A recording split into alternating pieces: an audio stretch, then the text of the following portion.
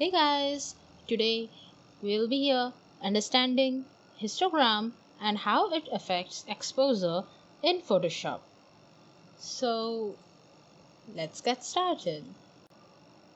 I have here some of my photographs open in Photoshop and I will today make you guys understand how to read and understand histogram. So for that, we don't have histogram right now on the screen. So I will go to Windows and select histogram and something like this will come up on screen. If I click on this hamburger menu, it says it's in the compacted view. Click on expanded view. Here in the channel, it's color. Change it to RGB. You will see something like this, black and white. This corner is for black, this corner is for whites. If like here the histogram is quite low at the whites, that means it is not exposed much. It's not any overexposed image. It's quite a colorful, nicely ISO and having a good exposure. It's not either underexposed or it's not either overdone. If I switch it to another video, this histogram changes, saying that, which means that it's having darker in the shadows and somewhere it's having highlights. Midtones are like none. If I change it to this image, you can see this is too much bright, so the histogram is changing towards the white.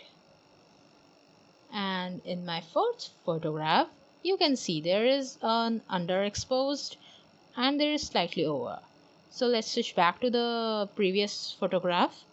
If I change it here in different to the colors, you can see there is the red in shadows, there is the red in highlights, which means red is the color that is leading to all the places. If I select the marquee tool and rectangle marquee tool with the rectangle selection, I am selecting some part. You can see that particular area how the histogram changes for that. If I select it here, you can see that it's not over, but it's having so many color values. So you can check out which area is overexposed or underexposed or how everything is working via doing a selection over there. So if I switch it to here, you can see there is red in shadows and blue in highlights. This way, this changes. If I select its downward, it's only red in highlights, red in shadows. In this rock side, you can see, or that island side, it's all underexposed. This is how the image is made up of. Some part is over, some part is under, and some parts are neutral. But in general, for overall, blue is for highlights, red is the channel that is leading for the shadows.